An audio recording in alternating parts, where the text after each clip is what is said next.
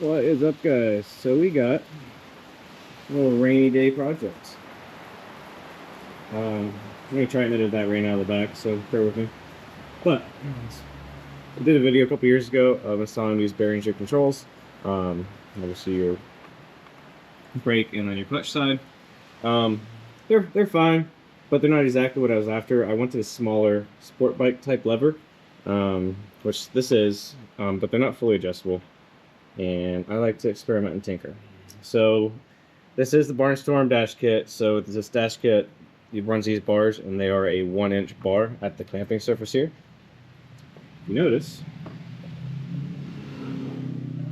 this is not a 1-inch bar. This is a 7/8 inch bar. So what we're going to do, what we're going to attempt to do, is, that's for a later video. I'm just going to slide that over to the side. We're going to try and install FTR clutch perch and an FTR front master cylinder. These things are dirt cheap. I'll put a link in the description of the part numbers, and also a link to my buddy's website where you can buy these. He has like overstock of new old stock. But yeah, these are super cheap. These bearings, I think, are like $1,500. Obviously, you can buy a 1-inch diameter Brembo master cylinder that like much of the Harley guys use. It's, I think, $600 or something like that. I don't really want to spend $600, so we're going to try this route because this was super cheap. I was also talking to Seth Bryson. He has the Sport Chief that he stunts out, and he has the exact same thing on his. He didn't bore any of this out. He just kind of clamped it on there, but I'm going to try and do it a little bit cleaner. I don't think I'm going to be able to get it perfect, just due to the amount of surface area here that we're going to play with. And then for the clutch, the FTR uses a manual adjuster up here. We're going to see if we can't bore this out a little bit, get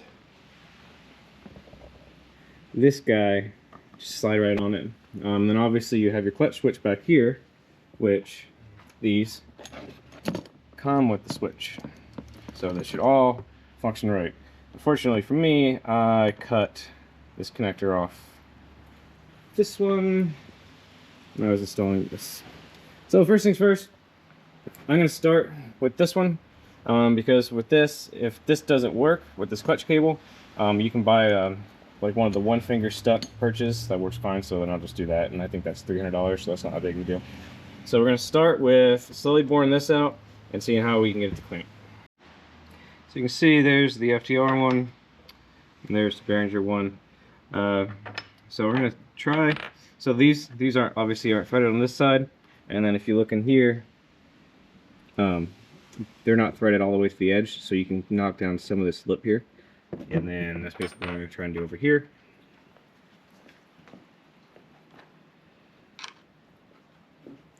As you can see, there's a gap. It's not a huge gap.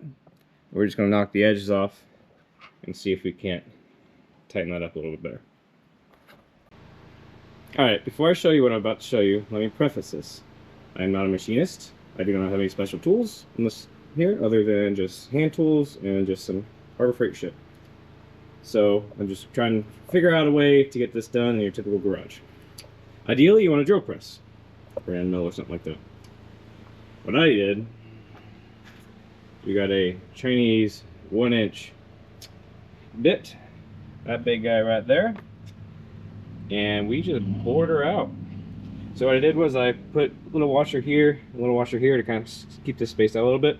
I didn't get it perfect. I kind of chewed into the thread board just a hair right there, which is no big deal. Yeah, lots of lube. Slow and steady does it. I'd be lying to say if that didn't catch once or twice and throw this off out of here. But we got a 1-inch hole in there. We got more than enough safety or surface area around, and we're not digging into the master cylinder, as you can see from that dimple right there. So I'm going to take some sandpaper, sand this all up, and we're going to mount it on the bike. I got it pretty close.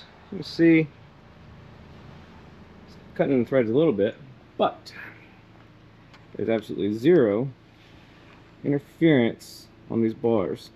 So the main reason to put that washer in there is so you have a little bit of clamping force. Let's see, yeah. Oh yeah. Look at that. you want a bit of a gap. You see, even on these, there's a bit of a gap. So if you didn't put those washers in there to spread the clamp apart, if you just did the 1-inch bore, obviously it would eat more material, and then you wouldn't have any clamping force. So you just put it on, and it would just sit there and spin. So I'm gonna get this sanded and filed down and put on the bike. Great success. We are good to go. We got clearance here for resi. Everything's looking good.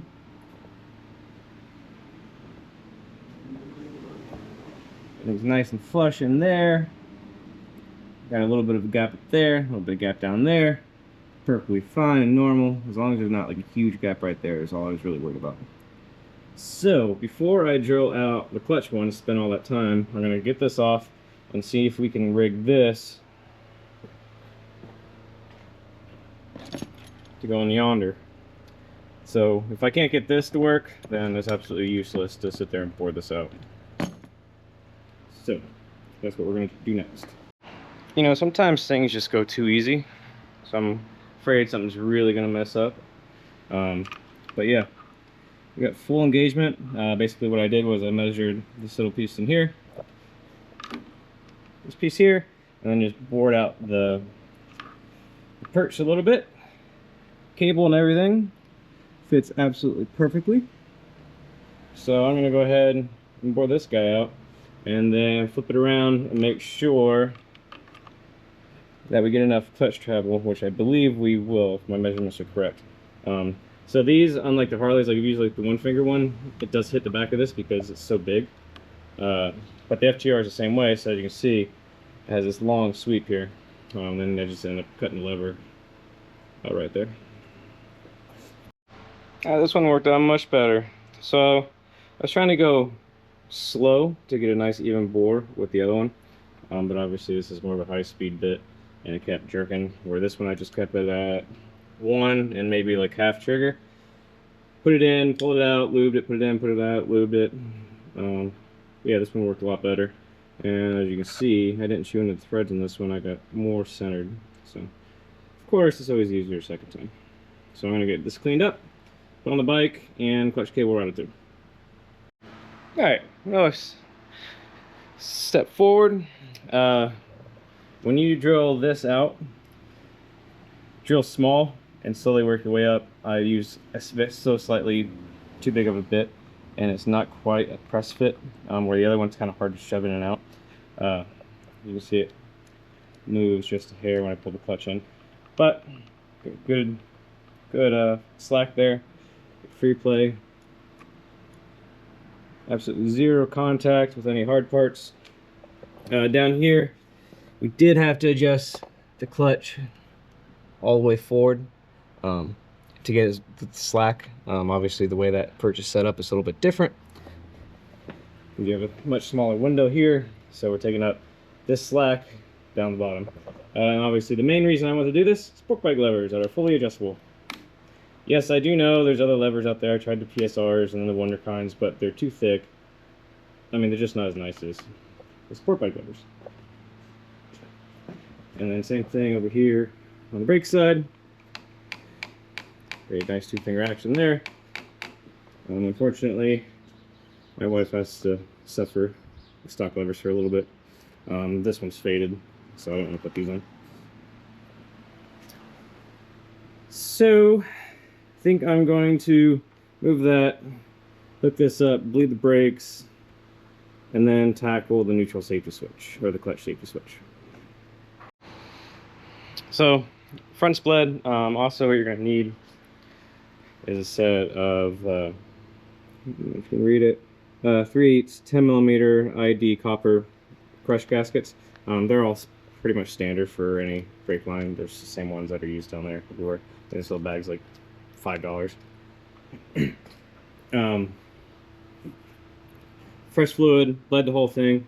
What I did was, once I filled this back up, I put my pressure bleeder on this, and this opened up and pretty much bled pretty easily.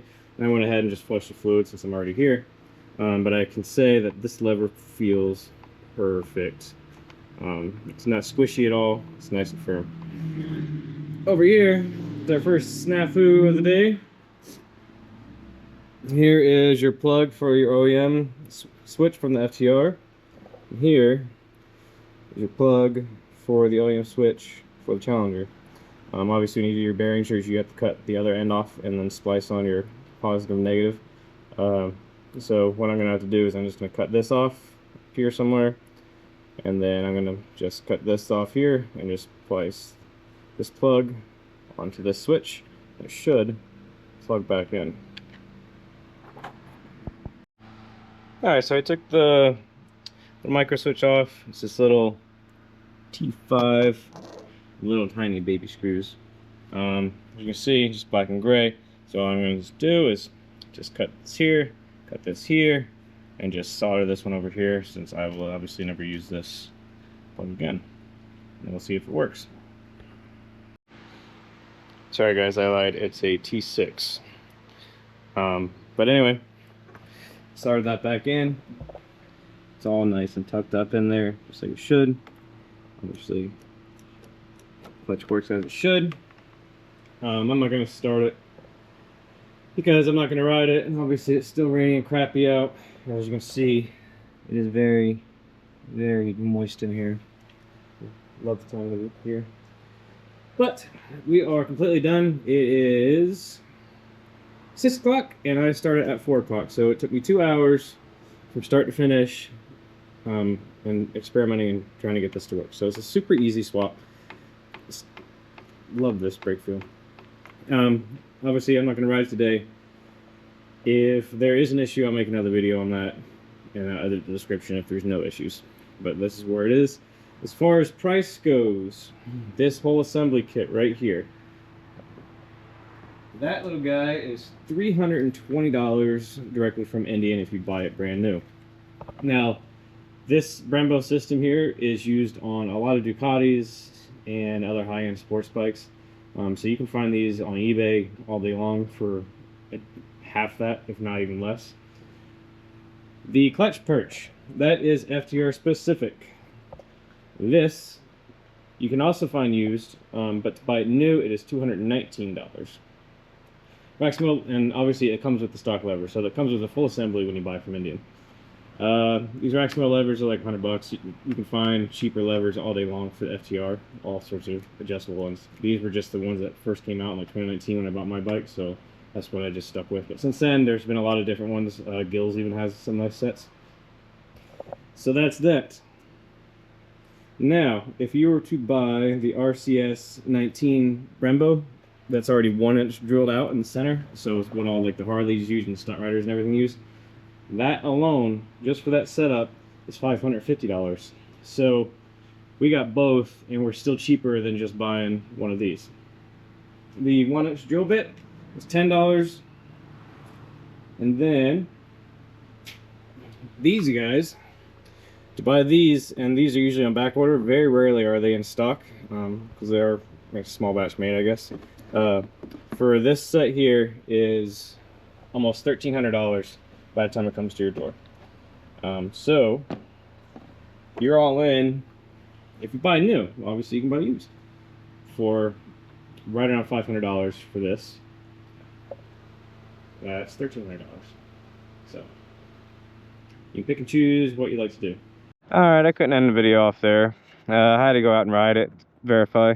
Overall, just as I expect, brake pull is much more, it's tighter, where like the bearings just have a more like linear pull, lever pull.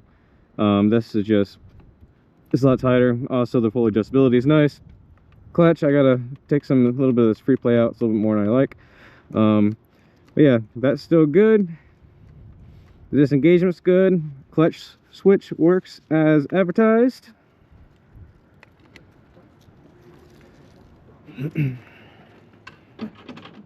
So we were in first gear. Nothing. Pull clutch in. Voila. Now we can end the video.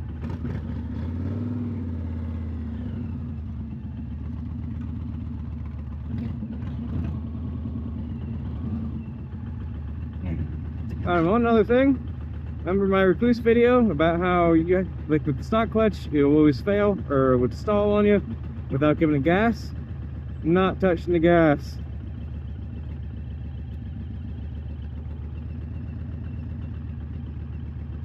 It is smooth.